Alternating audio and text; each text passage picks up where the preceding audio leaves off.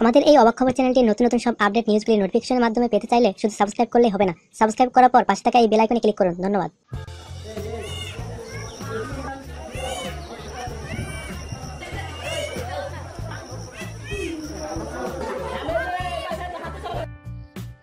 ধামরাইয়ের কালামপুর ভালুম কবরস্থানে অলৌকিক ঘটনা ঘটেছে। সেখানে গত 4 দিন ধরে একটি পাখির কণ্ঠে মানুষের মতো ভাষায় কণ্ঠ দিয়ে মা বাঁচাও, বাবা বাঁচাও, আল্লাহ শব্দ করে চিৎকার করছে।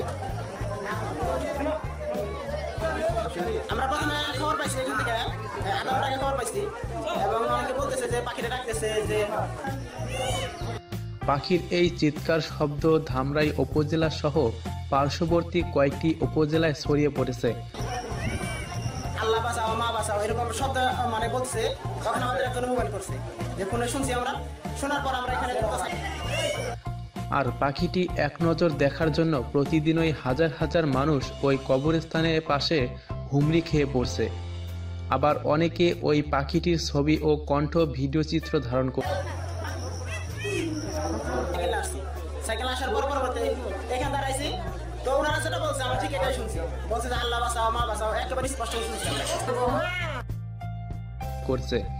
স্থানীয়রা জানান, ধামরাইয়ের কালামপুর ভালুম কবরস্থানে একটি মেহগনি গাছের মধ্যে একটি পাখি শনিবার বিকেল থেকে হঠাৎ করে মানুষের মতো মা বাঁচাও, বাবা বাঁচাও, আল্লাহ শব্দ করছে।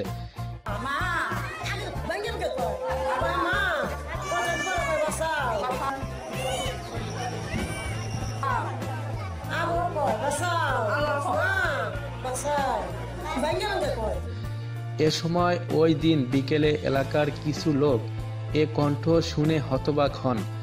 পরের দিন রোববার সকালেও পাখিটি একই কণ্ঠে চিৎকার করছে কবরস্থানে।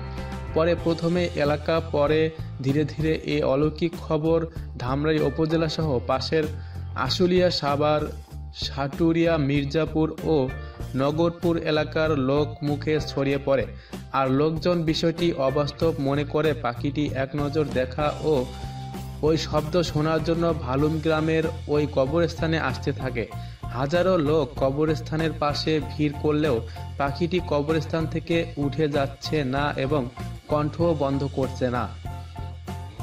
প্রোগ্রামটি ভালো লাগলে লাইক, কমেন্ট, শেয়ার করুন এবং পরবর্তী প্রোগ্রামের জন্য আমাদের চ্যানেলটি এখনই সাবস্ক্রাইব করুন। ধন্যবাদ।